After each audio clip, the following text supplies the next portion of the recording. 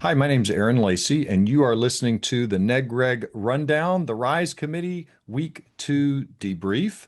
If you don't know us, we're Thompson Coburn LLP. That's a law firm. We have, about 400 attorneys around the country in major markets. And we have a higher education practice, which means we have a group of individuals who spend all or most of their time serving institutions of higher education. We make a lot of content available. And as these recent negotiated rulemaking rounds have started, we had the idea of trying to put a little bit of a video, just debriefing and talking about the major themes of each rulemaking after it has been completed. So, as we mentioned, the week 2 of the RISE committee, and there are only 2 weeks. So, the second and final week of the RISE committee just concluded. I mentioned my name is Aaron Lacey, and I'm here today with three of my delightful colleagues. And here they are. And you see the spectacular Scott Goldschmidt, the marvelous Katie Wendell, and the wonderful Hope Watson. And I'm very grateful to all three of you for being here. And Scott, Katie, and Hope were actually in the room during NegReg last week. We sort of split up responsibilities. And so I wanted to make sure that they were here and could share with you their experiences. And in particular, again, sort of what happened during the week. It is the NegReg Rundown. We like to keep it tight. We want to keep it under 20 minutes if we can. So let's keep moving. First of all, the RISE committee was the Reimagining and Improving Student Education Committee. Met for two one-week sessions. The first was September 29 to October 3rd, November 3rd to November 6th. So just about when you're seeing this should be the week before last. We'll note that originally the second week was supposed to be a full week, 5 full days, but the committee reached consensus on the fourth day. The topics that were going to be covered and were covered during the NegReg were varied, many of them informed by changes that were made by the One Big Beautiful Bill Act, or OB3, as the cool kids like to say. There were a number, and we're going to talk about several of them today, but I think it's fair to say one of the biggest and sort of central issues was the implementation of new loan limits, and in particular, how those new loan limits were affecting the distinction between professional degree and graduate degree. But you can see all of the different topics that were covered here on your screen. Just a reminder, here's the composition of the folks who were available during the NegReg. So the way NegReg works, if you're not familiar, is the department appoints individuals to represent different constituencies. They try to create some balance there at the table as folks negotiate and discuss the regulations. And during this NegReg, you can see there's some method to the madness of these colors. In Navy, you'll see there were three organizations that were sort of representing the interests of students, three organizations representing the interests of institutions, one representing what we'll call sort of regulators, in this case, state education agency officials, and two sort of wild cards, if you will. You had the student loan servicers and organizations representing taxpayers and the public interest. Those student loan servicers, always they are such wild cards. If you want to learn more about negotiated rulemaking, whether it be the session that just completed or the ahead rulemaking that's coming up that Hope's going to talk about a little while later, you can go to the department's NegReg website as opposed to ancient times when I first started getting involved in NegReg. Now, much of the information that's discussed, the position papers that folks provide, draft regulations, and other things are posted here to this website. So there's a great deal that you can access from anywhere in the country. And of course, I should note the negotiated rulemaking sessions are typically live streamed as well. So you can, if you can endure it, you can actually sign up and watch the live stream. Here are the big themes that occurred during week 2. We're going to cover each one of these. The first, I'm just going to talk briefly about the road to consensus and what that means. What's a professional degree? Scott's going to cover. Katie's going to hit some additional themes and topics. And then finally, Hope is going to go over again what happens next. Consensus is one of those words you don't necessarily hear outside of negotiated rulemaking, but inside it, it's a big deal. So the idea is when the department first initiates a rulemaking, a negotiated rulemaking, they will say, if typically, historically, what they would say is if we've got 5 or 6 topics that are being negotiated, and if all of the negotiators agree on all of these topics, then consensus has been reached. In other words, it has to be unanimous. Now, you can't have folks who abstain, but everyone who's voting has to agree. And if that occurs, then the department binds itself and says, then when we actually go to the next stage, which is to create proposed regulations and put those out for public comment, they're going to essentially reflect the draft regulations that we discussed with the negotiators at the table, and that achieved consensus, where everyone voted that they agreed that those draft regulations are what should ultimately serve as the basis for the law. Now, I will note a little technical point, but it's worth remembering the department is bound to use those draft regulations as the basis for its proposed regulations. But then the proposed regulations are subject to public comment, and the department can alter the final regulations based on what it gets during the comment period. So just to be clear, you've got the draft regulations that are discussed by the negotiators.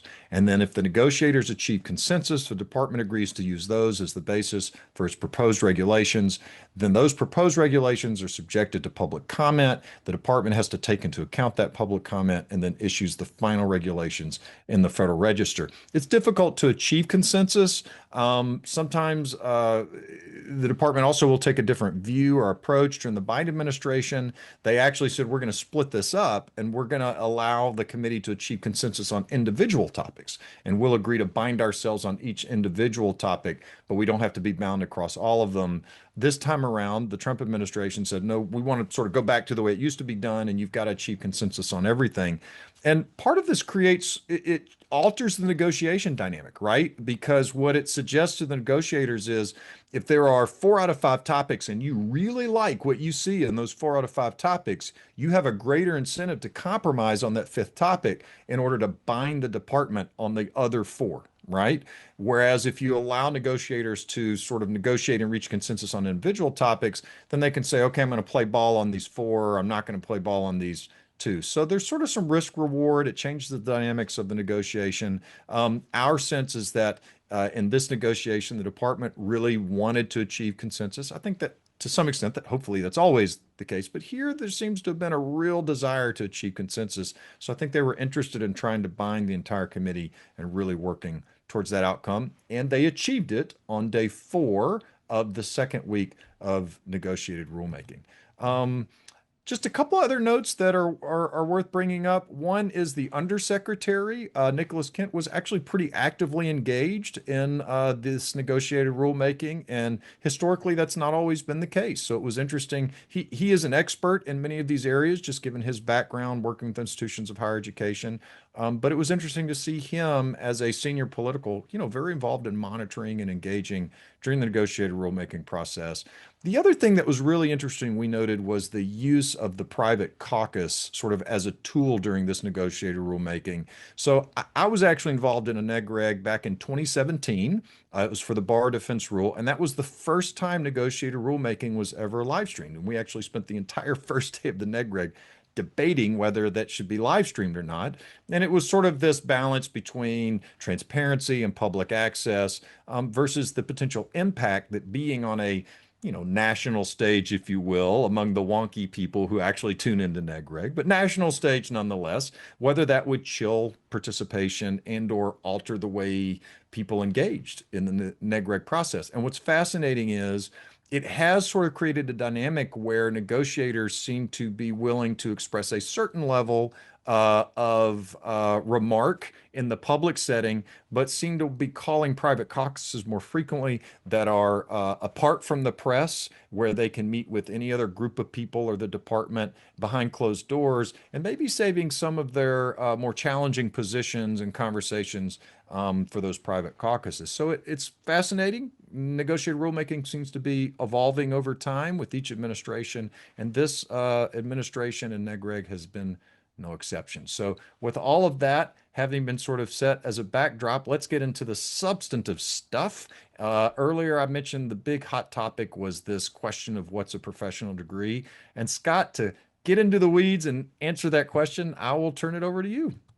Thanks, Aaron. I appreciate that. And let's start by saying, yeah, why do we care what a professional degree is? Well, as you see on the screen, the definition of professional student is central under OB3 because it determines eligibility for higher or lower federal loan limits. I won't go through the actual amounts. You can see these on the slide, but suffice it to say, professional students, if you're defined as a professional student, you're eligible to borrow more under Title IV. So by narrowing or expanding the definition, that directly impacts how much financing a graduate level training student can get.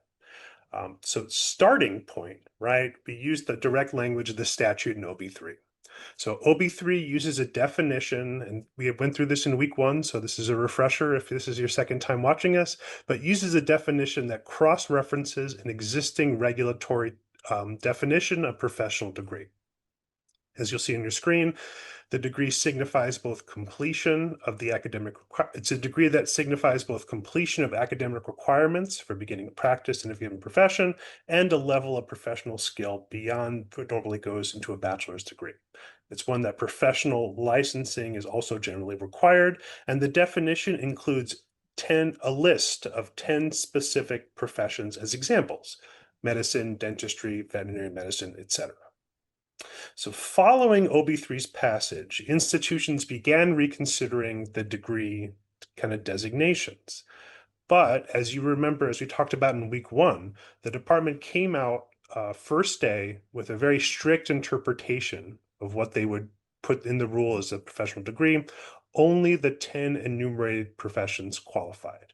So as we discussed, this caused consternation among negotiators as many advanced programs that people were counting on to get these higher loan limits were excluded. So in response, over that first week and in the interim between week 1 or week 2, there was debate between negotiators, discussion, trade groups, interested parties. In response to that, right, and in trying to get consensus, Ed kind of proposed a broader definition, right? And that's the definition on your screen. We'll note again, we don't have final definitions because the shutdown has impacted the department's ability to send those out. This is our best kind of reading of the definition that was proposed in the room. But under this definition proposed by Ed and agreed to negotiators, it signifies both completion of academic requirements beginning in practice in a given profession and a level of professional skill normally required for a bachelor's degree, generally but not exclusively at the doctoral level, and generally requires professional licensure. And in one of the big concessions here, it includes a 4-digit SIP program code in the same group as the fields listed on the screen. And you'll see this list largely mirrors the 10 programs listed in the regulation with the addition of clinical psychology. Now, for those of you not familiar with SIP codes, SIP means Classification of Instructional Programs. SIP codes are standardized codes used to classify academic programs by field of study. A 2-digit SIP code is the broad discipline. A 4-digit SIP code is a narrower subfield of that discipline, and a 6-digit SIP code is a specific program. So, for example, health professions could get a 2-digit ZIP code, rehabilitation and therapeutic professions a 4-digit, and physical therapist the 6-digit, right? So broader, the lower the SIP code, the broader it is. A 2 or 4 captures many programs. The 6 restricts eligibility to very specific programs. Now, I want to say not everyone, but maybe no one was satisfied with the compromise. The department's position, as explained in the beginning of NegReg, they favored a narrow reading to limit the number of programs eligible for higher loan limits. The rationale was to prevent overborrowing in fields with lower earning potentials and keep loan caps aligned with traditionally high-cost, high-return professions. Other negotiators, trade groups push for broader inclusion, more programs to cover both high-demand health professions, right? Physical assistants, nurse practitioners, physical therapists, audiologists, those are not professions listed kind of in the current definition, and also non-health fields, right? Architecture, accounting, education, social work. The rationale there was workforce needs, program costs justify higher loan limits beyond the classical 10 or 11 professional fields listed, right? In terms of the dynamics, Aaron talked about this, but while negotiators, no one may be happy with the list, they seemed reluctant to push too far, fearing consensus if they broke down, they would lose the gains that were provided. Ed might revert to its original restrictive position, only 10 profession, and as a result, they opted to accept consensus rather than risk losing ground that they had. And this was a strategic calculation. Better to kind of secure something, we think, than gamble on a complete rollback. So, right, as we said, we don't have final language, but based on the estimates, as you see on the screen, the draft language would include 44 programs covering 47% of doctoral programs. The 4-digit zip codes covered by the draft language are listed on the screen, and we also have a couple slides that break down exactly what professions kind of might be included there. And with that, I will turn it over to Katie to discuss other things besides professional degrees that they covered. Thank you, Scott. Well, as you probably noticed, we have spent most of this time discussing the definition of professional degree programs, and that is because that is what the negotiators spent a lot of their time discussing. But as Aaron mentioned, the RISE committee did reach consensus on all 17 regulatory provisions that were put forth. For the most part, the rest of the regulations kind of echo what is in OB3, so there weren't really too many surprises or unexpected things to note in there. We also don't really want to get too far into the weeds on the other pieces because as of this recording, the department hasn't actually issued the draft language. Typically, it is dropped pretty quickly following NegReg, but I think given the government shutdown, that's just been delayed. We will obviously be on the lookout for that, and I encourage all of you to read those regs once they are published as well. I will throw out comments on just a couple of other new regulations that came out of the negotiated rulemaking. So OB3 and in turn the draft regulations include an opportunity for institutions to limit loans for a program of study that students may borrow or that parents may borrow on behalf of the student in an academic year. That limit must be applied consistently to all students enrolled in the program. So you can't limit a subset of students enrolled in a program. You must apply the same limit to all students in a specific program or major. There was some discussion at NegReg and back and forth between the negotiators and the department about the use of the phrase program of study in the regulation.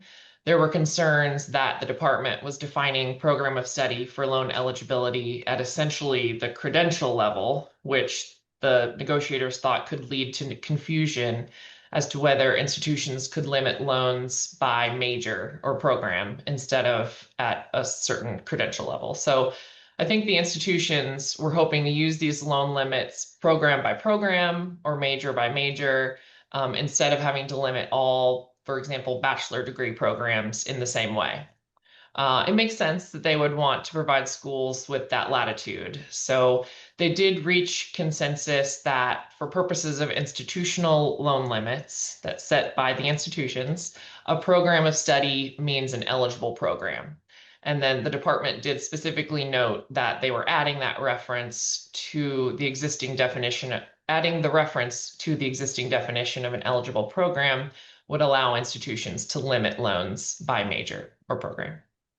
I'll also note that the proposed regulations included more specific instructions related to how institutions provide information on the loan limits. They have to provide that to current and prospective students, and they need to publish it in the institution's course catalog, on the institution's website, and through all award notifications. I think we can anticipate lots of questions from schools about how to implement this rule, and I'm guessing we will get to talk with a lot of schools about how they want to approach this new opportunity to limit student borrowing. In fact, we already have. So we look forward to continuing those discussions with schools as they figure out this new reg. As you can see in the second bullet there, students currently enrolled in the Health Education Assistance Loan Program won't be subject to the loan limits established in OB3 if they are enrolled prior to July 1, 2026. They will be grandfathered in under the current loan program. You can see that the department indicated they would publish a Dear Colleague letter on this soon to help students and schools prepare for these changes. In general, I'd say we still have a way to go before we are all familiar with these new regulations. But Hope Watson, I'm hoping you can help us understand what happens next. Absolutely. Thank you, Katie. So, as Aaron noted at the top, because the negotiators reached consensus, we can expect that the proposed rule is going to reflect that draft language. But that being said, if you think that the draft language could be improved upon, we encourage you to comment on the proposed rule. The department is able to revise the language in the final rule based on public comments, and indeed, the department is obligated to consider those public comments and even explain their rationale for declining to incorporate issues raised in those public comments. So your voice matters in this process. It moves the needle. We've seen it happen many times, and we encourage you, with that in mind, to make your thoughts known to the department. Discussions during the negotiated rulemaking suggest that the department is most persuaded by data-supported arguments. So in drafting your public comments, consider statistics you may have access to that support your positions. And also keep in mind that Ed's theories may have blind spots in practice. So be sure to identify those if you anticipate functional issues implementing the proposed regulations. And lastly, we want to encourage others to comment. The most effective rules come from a multi-dimensional dialogue, so get others into the conversation. Just around the corner, the department will be facilitating the accountability in higher education and access through demand-driven workforce Pell negotiated rulemaking committee, which we are referring to as the AHEAD negotiated rulemaking committee, and that they are expected to meet for 2 5-day sessions. The first session is scheduled for December 8th through December 12th, and the second session is expected to be the first full week of January. And this committee is going to address critical topics that include revisions to the financial value transparency and gainful employment accountability framework, integrating the new Do No Harm accountability framework from OB3, and also implementing the Workforce Pell Grant Program. Thompson Coburn's Erin Lacey has been appointed by the department as a primary negotiator to the AHEAD negotiated rulemaking committee. And with that, I'm going to turn it back over to Aaron himself for some additional thoughts on his upcoming role. Yeah, well, thanks, Hope. Well, I'll just say to the folks who certainly do nominated me, but also the folks who know me, the topics that are going to be discussed in this upcoming rulemaking. I mean, I have very strong feelings about. I think they're quite important to higher education. I mean, of course they are, but I really critically important, I'll just say. And if you follow our content, you know I've spent a lot of time over the last 15 years talking about these accountability frameworks. So I'm privileged and also really welcome the opportunity to sit at the table and try to do the best we can with sort of synthesizing and integrating OB3 and its accountability concept into the existing financial value transparency and gainful employment rule, and to try to create something that is as fair as possible to institutions, understanding that some pieces of that are in statute now. And so, you know, you can only do so much with those, but we're going to work hard along with the other folks representing institutions and all the negotiators to try to come up with something that is meaningful and tenable for institutions and students alike. And all the constituencies. I'll also just note here briefly, we were planning to do 2 more videos like this following the next 2 NegReg sessions, but since I'm going to be sitting at the table, we've agreed that it probably makes sense for me just to do sort of a live debrief. So what we've planned for, you may have seen the announcement already, after each week of the AHEAD rulemaking on the following Tuesday, I'm going to do a 1-hour debrief and just talk about sort of like we're doing here, what the major themes are, progress, et cetera, try to explain it to folks that are out there. I'm specifically representing private nonprofits, tribal institutions, and HBCUs at the table. There are other negotiators who will be representing public institutional interest and proprietary school interests as well. And of course, we look forward to cooperating with each other generally to represent institutional interest. So be on the lookout if you're interested for those debriefings. That's why we're offering them, and we hope they're meaningful to you. And more generally, we appreciate you tuning in, and we'll just say until next time, be well.